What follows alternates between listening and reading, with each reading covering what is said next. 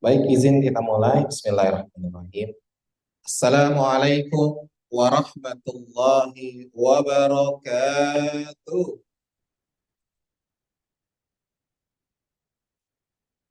Alhamdulillahi rabbil alamin. Asyhadu an la ilaha illallah wa asyhadu anna Muhammadar Rasulullah. Allahumma salli ala sayyidina Muhammad wa ala alihi sayyidina Muhammad.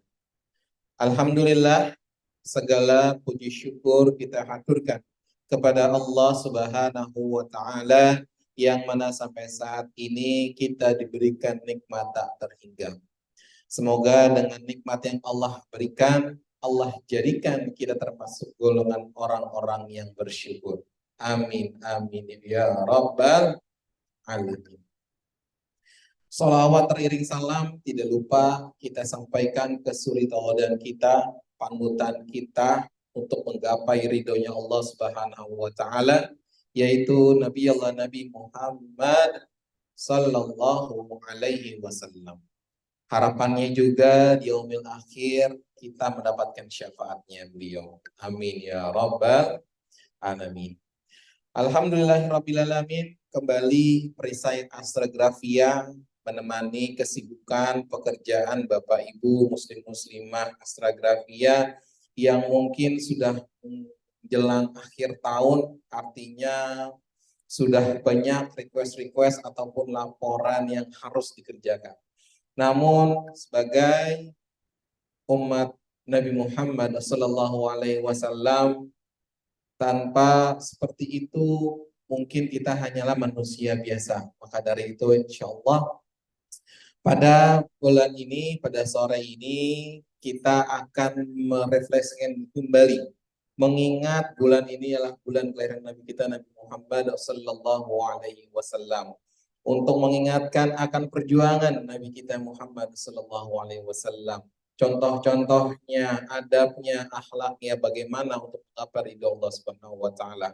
Apakah cukup dengan sholawat atau ibadah sunnah, atau bagaimana caranya kita untuk meningkatkan keimanan ketakwaan kita kepada Allah Subhanahu Wa Taala dengan menempelkan rasa rindu kita juga kepada Nabi Muhammad Sallallahu Alaihi Wasallam.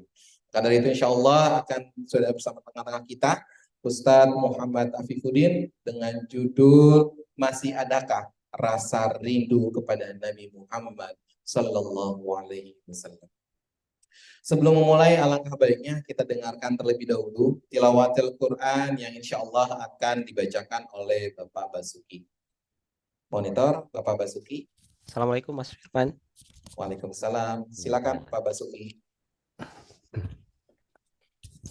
A'udzu billahi minasyaitonir rajim. Bismillahirrahmanirrahim.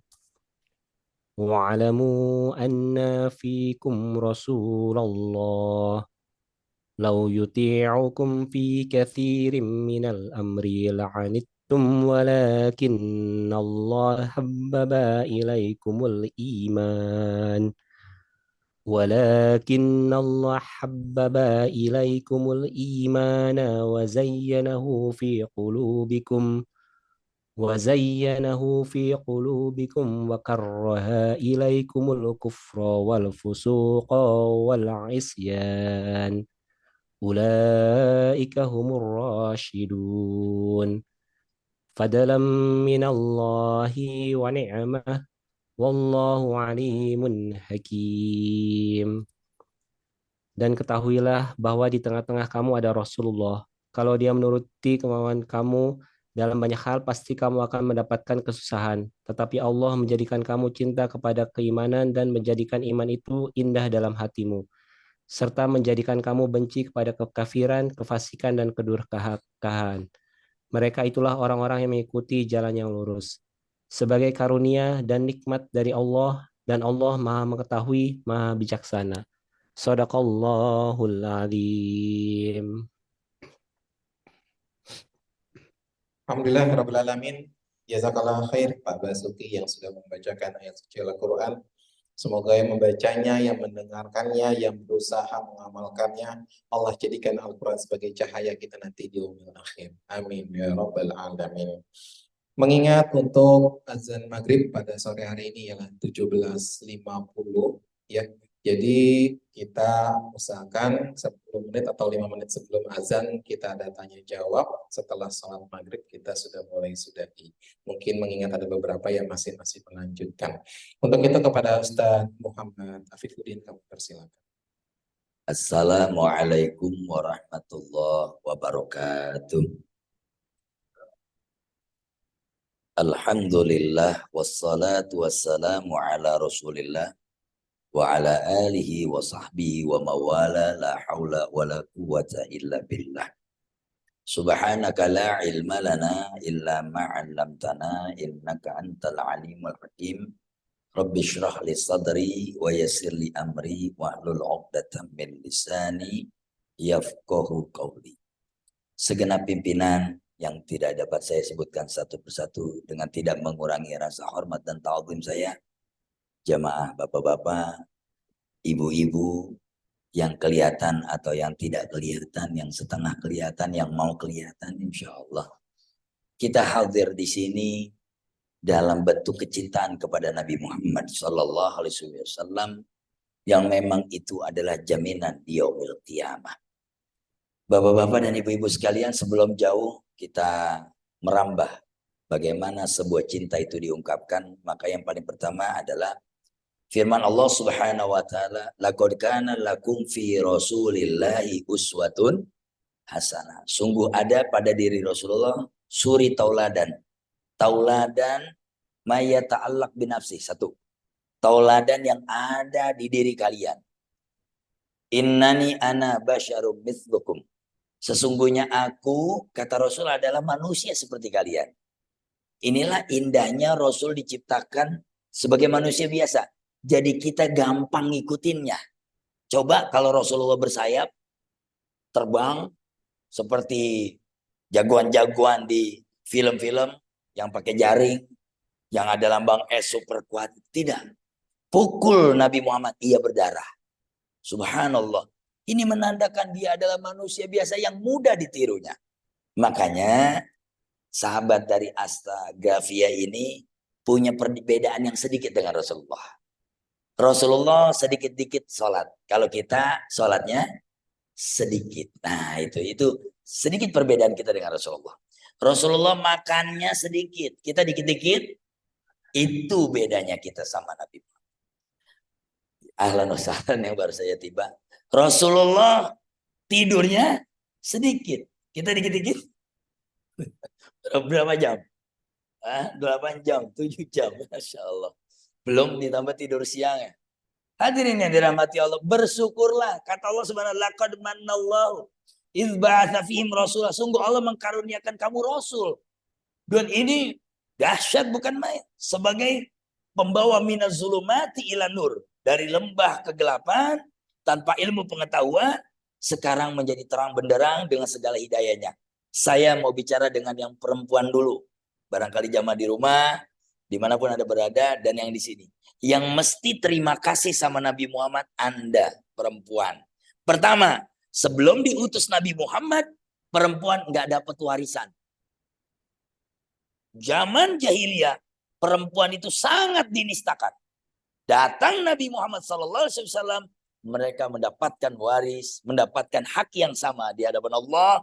Bahkan dahulu perempuan itu, maaf, kalau menstruasi dia ditaruh di kandang onta.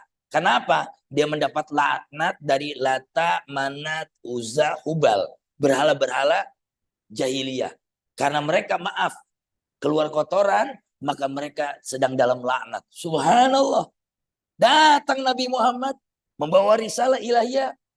Wa yas'alunaka 'anil mahid. Mereka bertanya tentang haid. Katakan hai Muhammad, kul huwa adza. Itu hanya penyakit biasa, justru itu lambang kesuburan, justru itu lambang kesehatan. Subhanallah. Yang tadinya laknat dirubah menjadi rahmat. Bahkan perempuan harus menstruasi. Demi pembusukan sel ovumnya itu keluar. Subhanallah. Belum ada kedokteran, tapi Nabi Muhammad sudah sangat canggih di dalam kedokteran.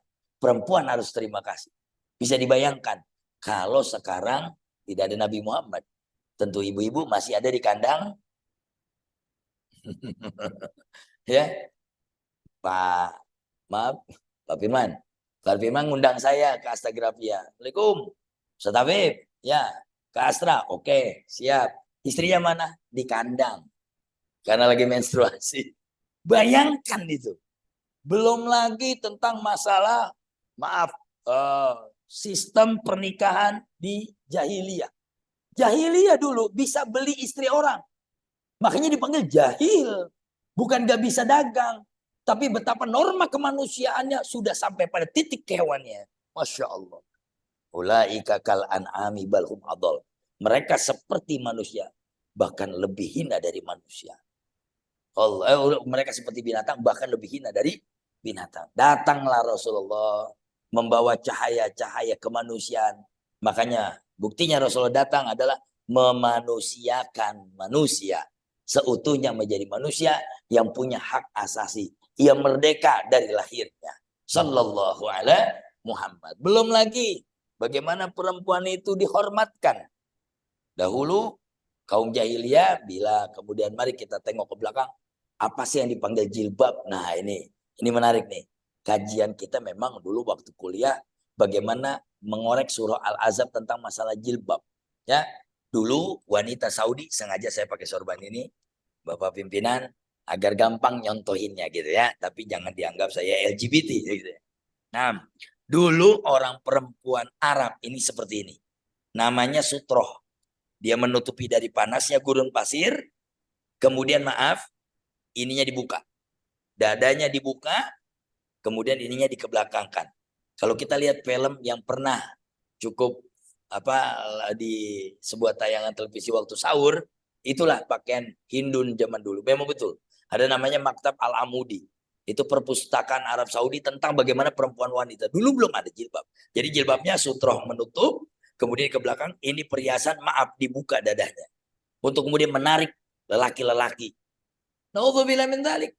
Begitu dulunya. Lantas turun surah yudanina alaina min jalabib. Agar kemudian perempuan dari belakang yudanin. Ditutup ke depan. Menutupi. Masya Allah. Akhirnya perempuan-perempuan menjadi indah saat ini. Alhamdulillah. Cuman sayang 1000 sayang ya. Kadang-kadang kita belum paham. Apalagi bentuknya cadar ya. Dahulu cadar itu istri-istri Nabi. Mukhatab khitbah dari dalam kata Al-Qur'an itu yang diajak ngomong itu kulli azwajika. Hei istri-istri Nabi, pakailah niqab, cadar itu ya, agar menutupi daripada lelaki-lelaki yang barangkali kurang bagus akhlaknya dan ada fitnah di dalamnya. Jadi cadar hukumnya sunnah, mau pakai syukur enggak juga enggak apa-apa. Yang penting muka dan telapak tangan, pahami itu ya. Lagi ibu-ibu keren bu, kalau pakai cadar, kemudian pakai softland warna biru, kemudian masker ditebelin, mirip kayak orang Turki. Pas dibuka orang Matraman gitu. Artinya apa? Islam paling bisa, paling pinter Islam, agama yang mempercantik wanita dengan ditutup dan balut. Tapi Masya Allah, tabarakallah, kam minal muslimati, berapa banyak orang muslimat, dahulu Nabi capek-capek menutupi, sekarang mereka terbuka. Wa na'udzubillahi min dzalik. Hadirin dirahmati Allah, kembali pada persoalan kita, bagaimana cinta kepada Nabi Muhammad. Yang paling pertama adalah ada ayat di dalam surah Ad-Duha. Yuk kita baca yuk biar dapat barokahnya. Ya. Tapi apa kita tes yang cowok dulu baru yang cewek gitu. Saya kira ini penghafal Quran semua kelihatan gitu. Wajahnya kelihatan menakutkan gitu. Dalam surah Ad-Duha. Yuk. A'udzu billahi minasyaitonir rajim. Bismillahirrahmanirrahim. Wadduha wal-laili idza saja. Ma wadda'aka rabbuka wa ma qala. Walal akhiratu khairul laka minal ula. Wala sawfa yu'tika rabbuka fatarda. Alam yajidka yatiman fa'awa wa wajadaka dhalan fahada wa wajadaka 'ailan fa'aghna Fa ammal yatima fala taqhar wa ammas sa'ila fala tanhar wa amma bi ni'mika fahad. Ada ayat wala saufa yu'tika rabbuka fatardo. Ini adalah lambang cinta Nabi. Apa maksudnya? Wala saufa yu'tika, hei Muhammad, mintalah, engkau adalah nabiku. Itu adalah tawaran dari Allah. Wala saufa yu'tika rabbuka fatardo. Kalau bahasa orang Matraman, ini Matraman ya? Oh, Keramat. Saya kagak tahu di daerah mana. Tadi saya beriman sama Google Map tadi. Takutnya nyasar gitu. Wala saufa yu'tika. Kalau bahasa orang sini ya, itu dikatakan kalau lu mau, kalau lu mau gua kasih. Tapi ternyata di dalam tafsir Ibnu Katsir, Nabi Muhammad itu menangguhkan permintaannya. Kapan itu? Wala saufa yu'tika rabbuka fatardo. Kapan keluarnya? Aku pernah, seluruh nabi kata Nabi Muhammad, bahkan aku pernah ditawari sebuah doa yang doanya pasti dijawab. Tapi aku tangguhkan di yaumil kiamah. Apa? Agar setiap insan muslim yang di Astagrafia, yang kurang beruntung memasuki pintu neraka, aku bisa menjaganya. Allahu Akbar. Kurang apa Nabi Muhammad sama kita? Ia menangguhkan doanya untuk kita di yaumil kiamat. Tahan ya Rabb.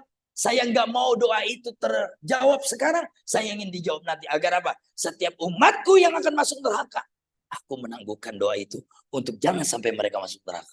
Kurang apa cintanya Nabi Muhammad? Kenal kita enggak. Ya, ngelihat kita enggak. Ketulusan kita enggak. Kalau sahabat Nabi, mereka melihat Nabi Muhammad. Mereka melihat keindahan Nabi Muhammad. Kita bicara dulu tentang keindahan Nabi. Ada sebuah syair dalam kitab Maraqil Ubudiyah. Bagaimana keindahan Nabi Muhammad? Pertama, Ummu Salamah pernah mengumpulkan keringat Rasulullah. Hadirin, Ummu Salamah pernah mengumpulkan keringat Rasulullah dalam hadis sahih. Kemudian keringat tersebut dikumpulkan dalam sebuah cawan. Setelah itu, setelah meninggalnya Rasulullah SAW, ada beberapa sahabat mencari mana bekas keringatnya Rasul, dan itu masih wangi. Karena wangi beliau adalah wangi kasturi. Allahu Akbar. Pulang dari sini kita coba yuk. Nanti malam AC-nya dimatiin, suaminya keringatan, coba kumpulin. Bau apa itu? Kalau bau kasturi, nah dia jalan Nabi. Tapi kira-kira baunya apa? La ilaha illallah. Oh, kita mau lihat kelembutan Nabi dalam rumah tangga. Anas bin Malik 10 tahun menjadi pembantu Nabi. 10 tahun. Dialah sahabat yang terakhir meninggal dunia dalam riwayat. Anas bin Malik meriwayatkan rumah tangga Nabi karena beliau dikirim oleh ibunya. Ya Rasulullah, ini Anas, anak mulia. Ini anakku, ini orang yang saleh. Dia ingin membantu. 10 tahun membantu Rasulullah SAW. Selama membantu Nabi, kata Anas bin Malik, aku tidak pernah dengar suara Nabi Muhammad keluar dari kamar. Artinya apa? Beliau tidak pernah teriak. Nabi Muhammad. Bila beliau manggil seseorang, beliau samperin orangnya agar tidak ada teriakan. Ternyata dalam penelitian, teriak itu membuat qaswatul qulub. Hati itu jadi keras, saling berteriak. Maka kalau Anda mengaji sunnah dan pulang dari sini pengen sunnah, mari nanti kita sapa istri kita dengan suara yang sangat lembut. Wah, kopi. Wah, kata istrinya, ini kesurupan di mana? Ya ini habis ngaji di mana? Pernah dengar Rasulullah kalau buka pintu itu pakai apa? Pakai ujung daripada kukunya. Ujung kuku beliau kalau mengetok tuh. Saking halusnya. Dalam riwayat pernah Rasulullah pulang kemalaman. Siti Aisyah sudah tidur. Siti Aisyah sudah tidur. Kemudian beliau tidak membangunkan Siti Aisyah. Wa tahta ridaihi. Kemudian beliau taruh sorbannya di depan pintu. Beliau tidur di situ. Ketika itu Siti Aisyah terbangun. Kemudian sumayat lubumin. Kemudian beliau nyari-nyari, mana Rasulullah? Apakah dia terbunuh? Ya Allah, mana Rasulullah? Apakah dia peperangan? Dia diculik? Begitu pikiran Aisyah. Ternyata pas buka pintu, brak, ada Rasulullah di bawah. Beliau nangis, ya Rasulullah, kenapa begini ceritanya? Kenapa kau tidak bangunkan saya? Apa kata Rasulullah? Aku tahu kamu mengurus rumah tanggaku seharian dan kau capek, lelah nungguin saya. Makanya saya biarkan kau istirahat. Subhanallah. Lelaki macam apa ini?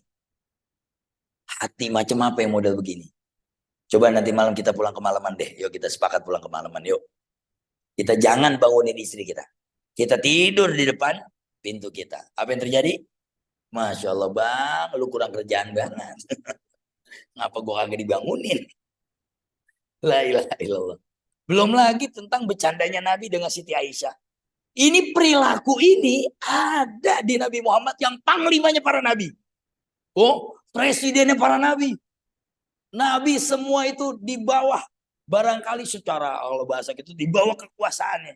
Tapi panglimanya para nabi sangat bersahaja hidupnya. Pernah satu ketika tamu datang ke rumah Rasulullah SAW. Tidak didapati makanan. Kecuali beberapa butir koma. Cuma ditanya kepada Siti Aisyah. Hal indah kita. Kita punya makanan gak Siti Aisyah? Punya ya Rasulullah. Berapa? Cuma beberapa butir kurma. Allahu Akbar. Dipersilakan tamunya nano nasum. Kita puasa sekarang. Makanya hukum puasa sunnah hadirin sekalian. Hukum puasa sunnah boleh niat puasa sunnah di siang hari. Misalnya antum habis sholat subuh belum makan apa-apa lagi. Bangun jam 8 di waktu lagi libur. Di hari Senin atau hari Kamis. Kemudian wah ini belum makan apa-apa nih. Kemudian saya puasa sunnah. Boleh. Tanpa sahur, tanpa meniatkan. Berdasarkan Nabi Muhammad pernah menerima tamu di pagi hari, kemudian beliau tidak punya apa-apa, beliau berpuasa dengan Siti Aisyah. Al-Imam Nawawi masih dalam fikih begitu. Jadi antum boleh, kecuali gini, antum tidur dari pagi sampai sore, bangun jam 4 sore, alhamdulillah kita puasa sunnah.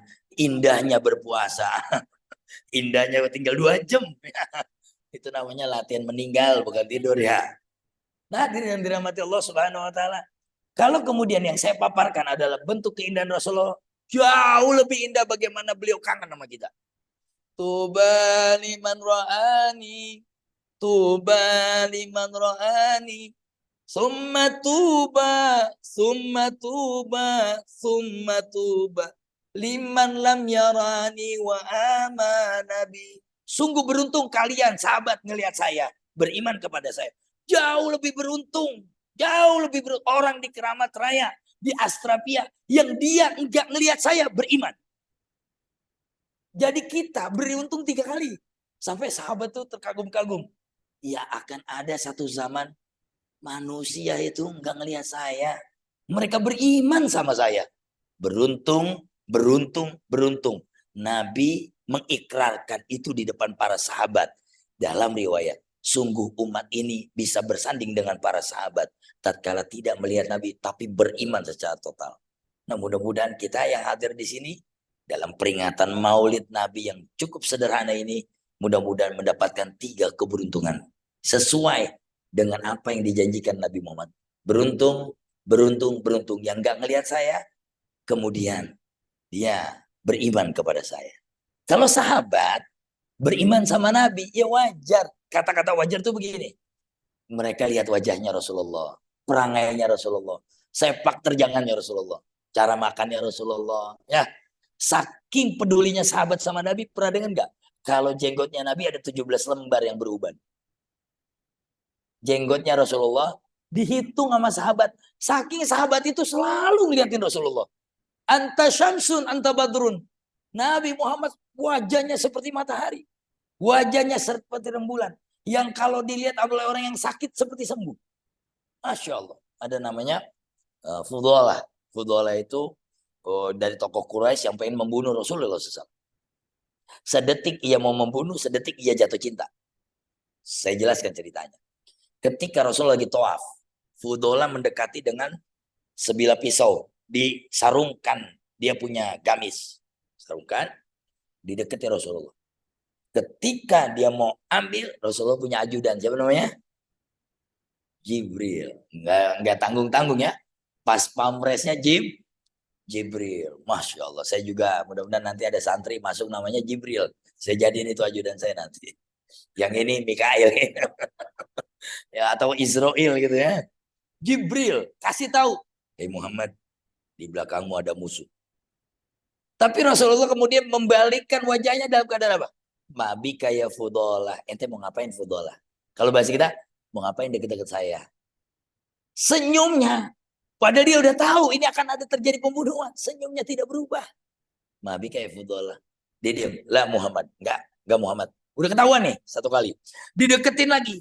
Sampai deket beberapa langkah lagi. Sudah mau diambil sangkurnya ternyata. Rasulullah menengok lagi. Ma bika ya Fudhalah. Kamu mau apa Fudhalah? Sampai yang ketiga beliau sudah keluar pisaunya. Rasulullah balik badan dipegang dadanya. Ma bika ya Fudhalah. Senyum yang pertama, yang kedua, yang ketiga enggak berubah. Mabi kayak Fudo dipegang dadanya. Kalau memang bunuh saya dari depan, jangan dari belakang. Subhanallah. Kalau kamu laki-laki bunuh saya dari depan, jangan dari belakang. Dipegang dadanya. Jatuh sangkurnya. Sedetik ia pengen membunuh, sedetik ia cinta kepada Nabi Muhammad. Kira-kira kalau ada orang rese sama kita model begitu. Dikasih tahu sama Jibril. Man, di belakang ente mau nabrak no. Angkut Jibril, habisin. Ya la ilaha illallah. Jauh kita ini sama kelembutan. Makanya dipanggil wa ma arsalnaka illa rahmatal. Nabi Muhammad rahmat. Bagi musuh-musuhnya aja Nabi Muhammad rahmat. Bagi musuh-musuhnya aja Nabi Muhammad rahmat. Siapa? Abu Sufyan. Ketika dibukanya pintu Mekah, 17.000 pasukan dalam keadaan tidak berpedang, dalam keadaan tidak menggunakan kekerasan, datang. Idza jaa nasrullah wal fath. Membuka Fathul Mekah. Apa yang terjadi? Man dakhala baita Abu Sufyan faqad aman. Yang masuk rumahnya Abu Sufyan, dia aman dari saya. Siapa Abu Sufyan? Tokoh Quraisy yang paling benci kepada Nabi Muhammad. Tapi ketika Nabi Muhammad mengalami kemenangan dalam kota Mekah, beliau apa? Itu Abu Sufyan jadi amnesti total. Masuk rumah Abu Sufyan aman. Bahkan dalam riwayat, beliau kirim hadiah ke Abu Sufyan. Sehingga keluar dari kata-kata sang pimpinan Quraisy yang paling benci Nabi. Ya akhun karim, ibni karim. Wahai orang mulia, anak orang mulia. Abdullah mulia, engkau Muhammad mulia. Nyatakanlah aku masuk Islam. Hampir semua tokoh-tokoh Quraisy yang masuk Islam, semua dengan kelembutan Nabi Muhammad Sallallahu Alaihi. Tibalah kita waktunya. Bagaimana kita mencintai Nabi? Bagaimana kita mencintai Nabi? Ini perintah dari Nabi. Adibu auladakum ala salasi hisalin. Hubbi nabiyikum. Ajarkan anak kalian mencintai nabinya. Caranya, tegakkan syariat di rumah. Tegakkan ajaran Nabi di rumah. Ajaran Nabi itu fleksibel. Sangat mudah. Tidak susah. Yasiru wala tu'asiru. Permudah, jangan dipersulit. Contoh. Anda pernah dengar Nabi Muhammad makan pakai 3 jari? Ya, sampai ada orang yang paling pengen sunnah kuliner 3 jari. Subhanallah. Apa bisa kita makan 3 jari? Enggak semua bisa. Bubur ayam gimana 3 jari? Makan steak yang ada hot plate-nya gimana 3 jari? Jadi ceritanya begini. Murid saya ini ada yang sunnah banget. Makan steak hot plate 3 jari. Lagi panas-panasnya tuh hot plate. Diambil begini. Masya Allah. Sunnah yang menyakitkan. Nabi makan 3 jari itu makan kurma. Ada 2 itibar. Berarti Nabi makannya sedikit. Buah. Kemudian yang kedua, beliau sangat irit. Irit itu dalam arti perutnya selalu lapar. Tidak kenyang. Karena kata Nabi, seburuk-buruknya perut, yang di dalamnya itu ada kekenyangan. Itu akan melahirkan apa? Ngantuk. Nggak produktif. Betul nggak? Kalau perut sudah kekenyangan, setan ambil bagian. Santri, kalau perutnya udah sangat kenyang, ngapal susah. Pekerja, karyawan, kalau perutnya udah kekenyangan, ngap kalau kata orang Betawi, udah mangap lah, nggak produktif, beku otak. Jadi Nabi itu makannya sedikit. Nah itu yang kita ikutin. Artinya Pak, jangan rakus. Kuliner dari ujung sampai ujung, subhanallah. Betul nggak? Ayam aja. Ada ayam tulang lunak, ayam geprek, ayam injek, ayam iles, ayam bulunya lepas, ayam mati kemarin, ayam ya Allah banyak banget ayam. Kerjaan kita makan mulu makan. Padahal Nabi sedikit makannya. Jadi syariatnya jangan rakus. Karena sifat rakus nanti tumbuh tuh menjadi zalim. Akhirnya ngambil hak orang lain. Yang kedua apa? Suka berbagi. Tahadu, tahabu. Kalau kita suka berbagi, maka kita dicintai. Nabi Muhammad itu Apa yang ada diberikan. Apa yang ada di pernah dengar nggak rumah tangga Nabi Muhammad gimana perabotannya? Imam Zahabi dalam kitab Syiar Alam Nubala meriwayatkan bahwa Rasulullah itu punya ranjang yang kalau perabotannya dikumpulin ke atas ranjang, ranjangnya masih kosong. Beliau cuma punya mangkok 3. Coba deh nanti googling, lihat kamarnya Nabi Muhammad, lihat perabotannya apa aja. Kalau dikumpulin di satu ranjangnya, ranjangnya masih kosong. Itu kehidupan manusia mulia. Artinya ia sangat bersahaja, seperlunya, bukan sebanyak-banyaknya, tapi apa yang diperlukan. Nah, kalau kita cinta Nabi Muhammad, maka mulai dari sekarang banyak qanaah, merasa cukup, tidak kemudian menjadi konsumtif. Apa aja dibeli. Ya Bu, Ibu main ke mall, tawaf doang tawaf, tawaf doang tawaf, pegang mahal pulang ya, tawaf doang tawaf tuh, cuma numpang adem di mall ya. Pernah Rasulullah SAW dalam surah Al-Ahzab ayat 33 kalau sudah ayat 28. Ini Siti Aisyah fitrahnya perempuan minta perabot. Siti Aisyah, Siti Hafsah, mereka pada minta perabot kepada Nabi Muhammad. Turun ayat. Bayangin, perempuan mendemo Rasulullah buat minta perabot yang barangkali berlebihan. Turun ayat. Ya ayuhan nabiyyu qul li azwajika wa banat qul li azwajika in kuntuna turidna hayatud dunya fata'alaina ummatikunna. Kalau kamu pengen perhiasan dunia, Masya Allah. Sampai kata Nabi, saya lepaskan kamu. Siapa yang mau jadi mantan istrinya Nabi Muhammad ya? La haula wala quwata illa billah. Apa Nabi Muhammad galak? Dalam rumah tangga rahmat. Rahmat sekali beliau. Pernah beliau sujud lama. Ternyata bukan nerima wahyu. Bukan nerima wahyu. Bukan nerima wahyu. Bukan strategi perang. Sujud lama bukan doa. Ada Hasan dan Husain naik ke pundak beliau. Sayyidina Hasan dan Husain naik pundak ke beliau. Sampai kata Nabi Muhammad SAW, kalau saya bangun, mereka akan jatuh. Beberapa sahabat mengatakan, ya Rasulullah, jangan-jangan engkau dapat wahyu. Kok lama banget sujud? Ternyata ada Hasan dan Husain. Dalam sholat, diganggu cucunya bukan marah. Tapi malah cucunya ikut di dalam sholatnya. Artinya, jangan marahin anak kecil kalau di masjid. Memang sudah fitrahnya dia bercanda. Cuman diawasi. Saya pernah sholat di masjid. Pakai ini, apa namanya? Earphone yang ini ya. Dia pakai ini agar suara imamnya kedengaran. Anak kecil ke tempat mihrab imam. Oi, pinjem ini. La haula wala quwata. Mau minjem ini, mana kain saya ditarik-tarik tadinya merorot gitu. Jadi Rasulullah mengambil bagian anak kecil yang sholatnya bercanda, yaitu Hasan dan Husain. Beliau sujud yang lama tuh, sujudnya lama. Apa bedanya? Kalau kita kan sujud lama, permohonan kita banyak. Betul nggak? Mohon banyak permohonannya. Ya, makanya imam-imam di Indonesia nggak kayak Imam Saudi tuh. Oh, Imam Saudi rumahnya dijamin ya, apanya dijamin, makanya apa namanya hafalan Qurannya kuat. Kalau imam kita campur sama bayaran sekolah anak bulanan ya, makanya banyak belibet, kuliahnya nggak habis-habis ya. Wala antum abiduna ma'bud wala na'budu ma'abatum wala antum abiduna ma'bud wala na'budu ma'abatum wala antum libet nggak nyampe digebrak di belakang waladolin hadirin yang dirahmati Allah. Nah, ini ada yang menarik, nanti kita akan tanya jawab barangkali ya tentang seputar Nabi Muhammad. Tapi percayalah, jauh sebelum Anda cinta sama Nabi, ya, jauh sebelum kita punya kefahaman tentang cinta Nabi, Nabi sudah cinta kita lebih dari sebelum kita hadir. Nabi sudah cinta kita jauh sebelum kita lahir. Jadi sudah tidak ada kata lain lagi kecuali tumbuhkan cinta kepada Nabi Muhammad. Melalui cintalah akhirnya kita ittiba, ngikutin Nabi Muhammad. Tanpa cinta sulit ikut kepada Nabi Muhammad Sallallahu Alaihi Wasallam. Barangkali itu sekedar pemaparan, kita perluas dengan pertanyaan. Walhamdulillahirabbil alamin.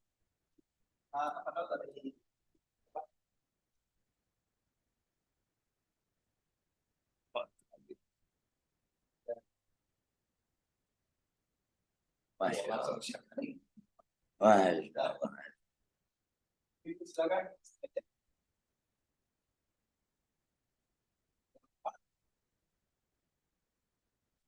Waalaikumsalam. Tadi diskusi kita sebelum. Oh iya.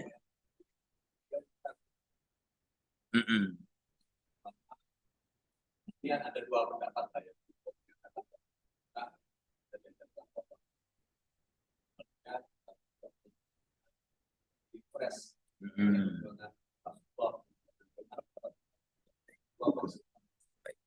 Maulid Nabi yang ngadain langsung Nabi Muhammad.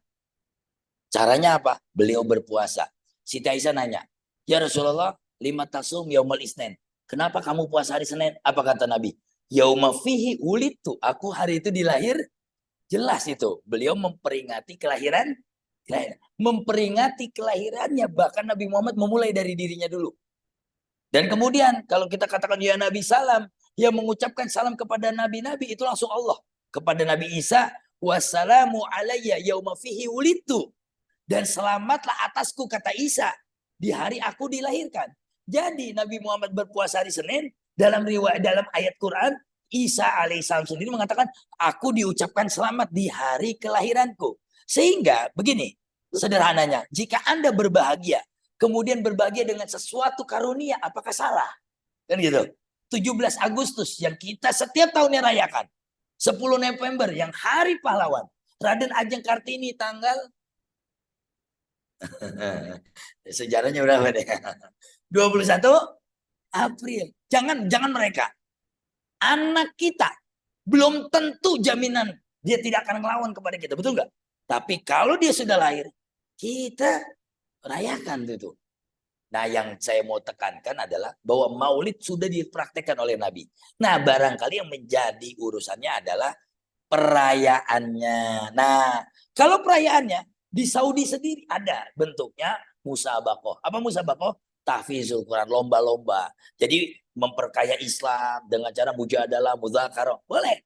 Jadi enggak mesti acara panggung, kemudian pakai marhabanan, pakai kebulian. Ya, lagi kalau kebuli pakai nampan ada kosidahnya itu. Orang di rumah barangkali depan layar dengerin qasidah dari saya.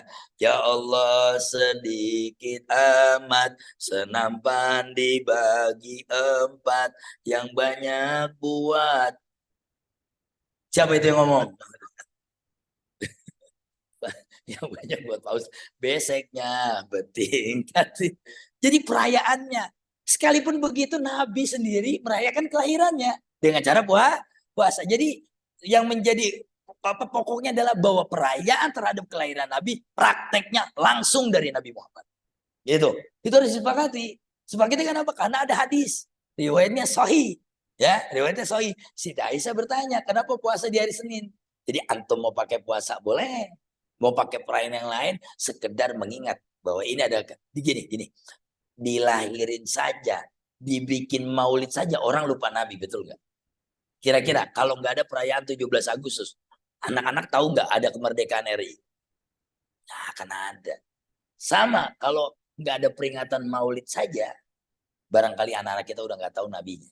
Jadi peringatan maulid dengan perayaan-perayaan tabligh itu menceritakan sepak terjang Nabi, mengulang-ulang tentang kisah manusia mulia ini. Sekalipun begitu, natijanya apa? Paling tidak kita tahu betul siapa Nabi kita.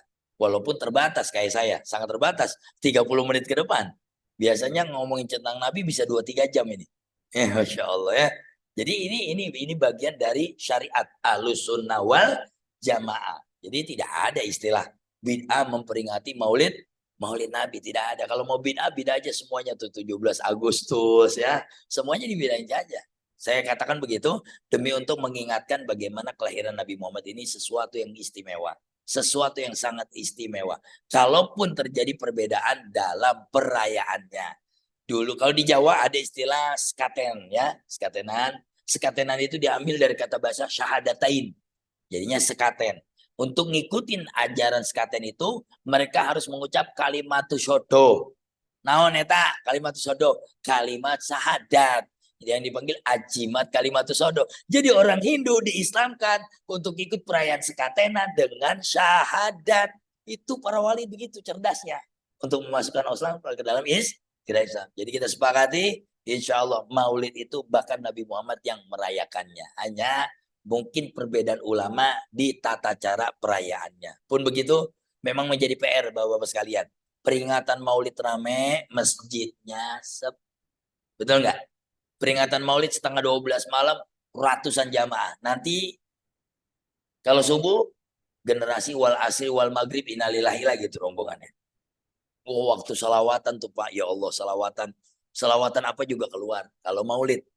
Tapi kalau udah subuh, kaset lama lagi yang keluar. La ilaha illallah. Bang, ya, anak saya itu suka mendusin kalau dalam orang Betawi malam bangun bangun ya anak saya babi ada setan tuh dibilang ada setan Pak ya dibilang. Jadi kita punya PR maulid kita rame tapi mestinya masjidnya harus semakin rame gitu. Jadi maulid saya kira sepakat bahwa Nabi saja merayakannya cuman perbedaan di perayaan barangkali itu.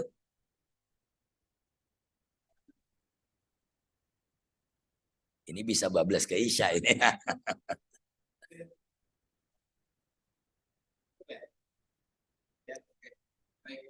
Jadi dari informasi kami dari Trisaya Fotografia ada contoh di sini tumbler ya.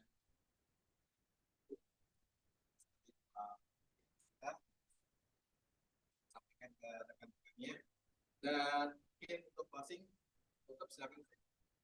Baik. Sebelum berdoa saya pastikan satu hal, perbanyaklah kata Nabi baca sholawat kepada Nabi Muhammad. Unik, semua ibadah hampir ada aturan dan tata caranya, kecuali sholawat. Sholawat nggak mesti pakai wudhu, betul? Ibu-ibu sambil nyapu, sambil gosok, sholawat boleh? Sambil nyuci boleh? Nggak boleh, itu di kamar mandi. Ya kalau nyucinya di luar kamar mandi boleh. Bayangkan, sambil ngetik baca sholawat. Sambil nungguin klien, baca sholawat. Sambil diam-diam, sambil perencanaan baca sholawat. Maka aksiru sholatakum alayya, langsung perintah dari Nabi. Perbanyak sholawat kalian kepadaku, itu tanda cinta kepada Nabi Muhammad sallallahu alaihi wasallam. Semoga ada manfaatnya. Al-Fatihah. A'udzubillahi minasyaitonir rajim. Bismillahirrahmanirrahim. Alhamdulillahirabbil alamin arrahmanir rahim maliki yaumiddin. Iyyaka na'budu wa iyyaka nasta'in. Shiratal mustaqim. Shiratal ladzina an'amta 'alaihim ghairil maghdubi 'alaihim waladdallin. Bismillahirrahmanirrahim. Alhamdulillahirabbil alamin. Hamdan yu'afini ma yukafi mazidah. Ya Rabbana lakal hamdu kama yanbaghi li jalali wajhikal karim wa 'azimi sultanik. Allahumma shalli ala sayidina Muhammad wa ala ali sayidina Muhammad. Allahumma inna ala dzikrika wa syukrika wa husni ibadatik.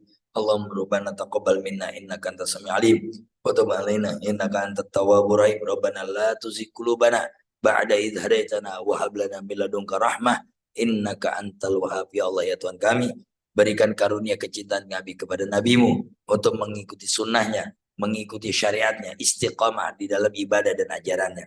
Rabbana zalamna anfusana wa illam taghfir lana wa tarhamna kunanna minal khasirin. Kita baca bersama. Rabbana atina fid dunya hasanah wa fil akhirati hasanah wa qina adzabannar. Walhamdulillahi rabbil alamin. Wassalamualaikum warahmatullahi wabarakatuh.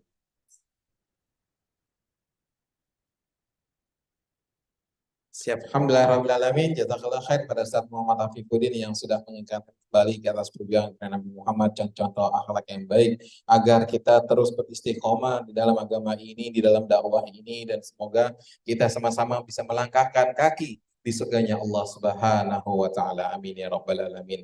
Baik, untuk itu kita tutup dengan doa penutup majelis. Subhanakallahumma wa bihamdika asyhadu an la ilaha illa anta astaghfiruka wa atubu ilaik. Kurang lebihnya mohon maaf, sampai berjumpa di bulan depan insyaallah. Jaga kesehatan selalu.